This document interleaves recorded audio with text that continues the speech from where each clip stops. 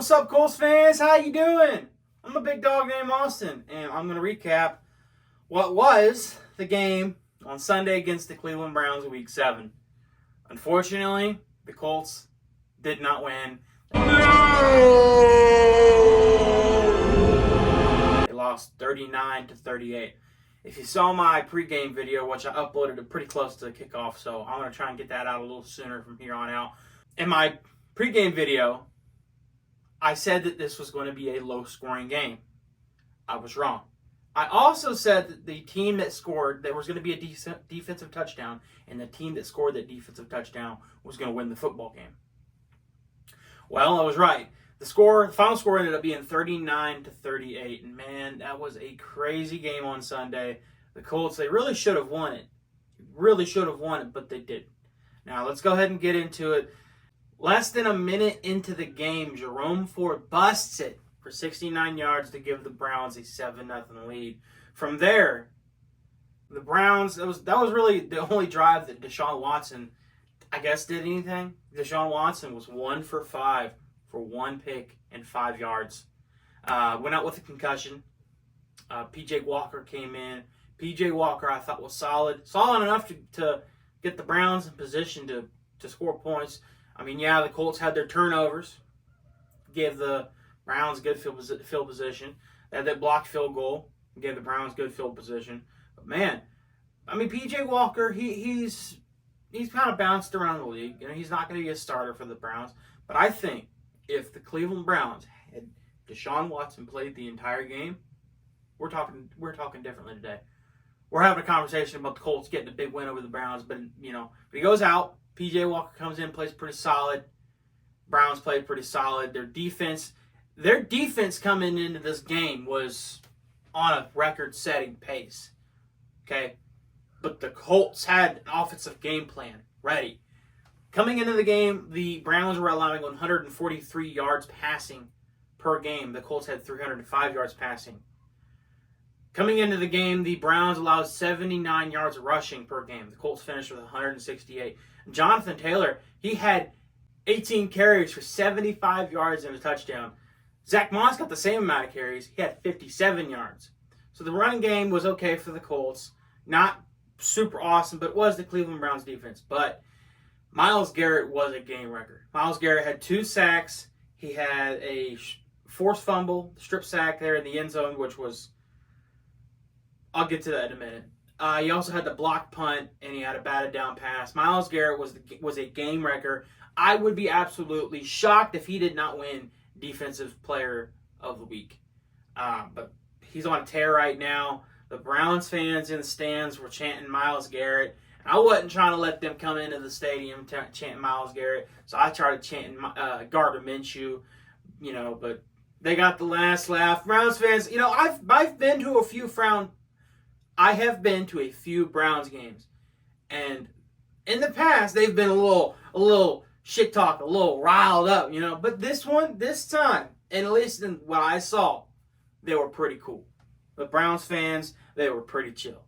Okay, I had a good time. The Browns fans behind me, they were talking a little bit of crap, but they knew that they were the Cleveland Browns. It was a good game. But I'm going to get to the penalties here at the end here in a minute. They also had coming into the game, 15.5 points per game for the Cleveland Browns. The Colts shattered that by getting 38 points. The Colts are the only team left in the NFL to have scored more than 20 points in all their games. No other team has scored more than 20 points every single game. But only the Colts. That's the Shane Steichen effect. That's the Shane Steichen offense coming in and actually playing pretty well. But there's some decision making that's a little questionable. Okay, there's been a couple of times here and there where Shane Steichen has maybe gone for it on 4th down when he really should have taken the points and taken the field goal, or gone for it, maybe needed a punt. I don't know if that specifically has happened. But what happened in this last game was him deciding to drop back and pass it 2 times in a row, deep in your own territory after a great punt return, great punt coverage by the Browns. But you pass it twice in a row, Gardner Minshew gets sacked the first play and makes it 2nd and 15.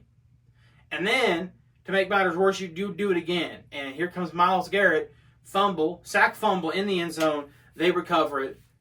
It's a whole different ballgame. The Colts were up by 4 points at that point. There was no reason for you to take that risk. I mean, they were trying to get their timeouts used anyway at that point, and man, it was rough.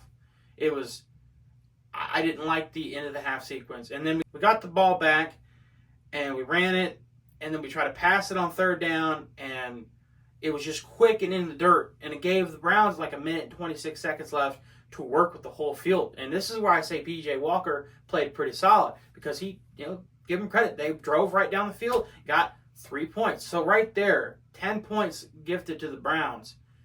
I think that you can live with the 3 points, okay? But the fumble in the end zone is the one that gets at me. And we lost the game by 1 point, right? So these plays, they come back and they add up. I know what you guys have been waiting for me to talk about the refs, and I'm going to get there, okay? Also, you can't turn the ball over 4 times. Gardner Minshew had another 4-turnover game. He has had 8 turnovers in the last 8 quarters. Between the 4 turnovers, the 1 interception, and the 3 fumbles, and the blocked field goal, the Colts gave up 20 points off of those. The short fields, the chains of possession, the momentum breakers. You can't have those kind of plays. Now, let's get to what everybody's been talking about these last couple days. The referees. Now, there's been some games and there's been some moments all weekend long, not with just the Colts and not even just with the NFL, where referees have been trash. But I don't like blaming the referees for a loss. I don't like. That's not me, because it's such a cop-out. It's like, oh man, we would have won if it wasn't for the refs. Yeah, we probably would have won. We probably should have won. That call, that illegal contact downfield, I don't agree with the call, but there are some that argue that it is the right call. The first one, when he hooked Amari Cooper, allegedly hooked Amari Cooper, right? But the second one, the ball was uncatchable. He almost hit security guards. He almost hit a fan in the stands. People had to move out of the way. That ball was uncatchable. That call should not have been made. It should have been 2nd and goal or 3rd and goal from the 9 or wherever they had it. It should have gone from there. But instead, the referees decided it. The Colts, they did what they could on the first 2 downs, but eventually Kareem Hunt did get in and he scored the game-winning touchdown.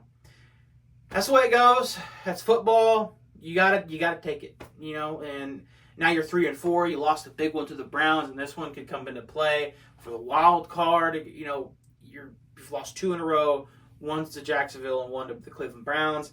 You're in a tough spot. You're 3-4. Now you have the Saints coming up at home, and they're not a very good team. So can you get another win against them? We'll see. Man, this game really, it came down to so much. It was so crazy. There was so much that you could say this happened and this happened. But one thing for the Cleveland Browns, their kicker, Dustin Hopkins, is a dog. He went 4 for 4, 3 for 3 and beyond 50 yards. He was a dog. A kicker, was nailing it. He won AFC Special Teams Player of the Week last week when he kicked the game-winning field goal against the San Francisco 49ers, the eventual game-winning field goal against the San Francisco 49ers. I think he should win it this week. I think the Browns have 2 players on their team that should win the Player of the Week. Myles Garrett for the Defensive Player of the Week, and Dustin Hopkins for the Special Teams Player of the Week, because both of them had a great game. And I really think that without those 2 players, we're talking about a different thing here. We're talking about, just like I said with Deshaun Watson. If Deshaun Watson plays. Now, I'm not saying P.J. Walker is the future. I'm not saying P.J. Walker is their answer. But what are you giving $230 million guaranteed to this quarterback for? This guy's ass. This guy sucks. I don't know. Look, one more thing I wanted to bring up.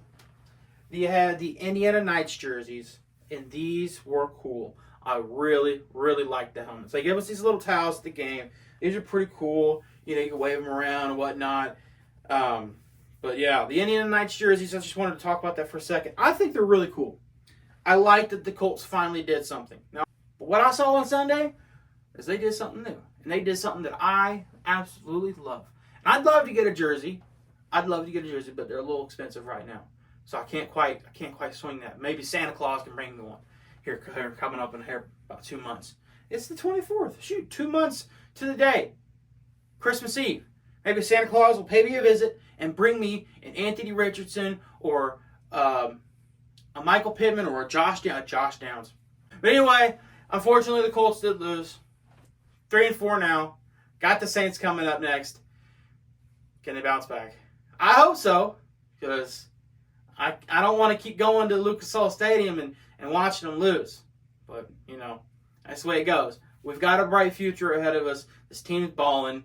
There's some things that need to be cleaned up. Defense probably needs to be cleaned up a little bit, but we're going to figure that stuff out. This is still a young season. We're 3-4. We're not out of it completely. We're not out of it at all. We're still in it. Let's go, Colts.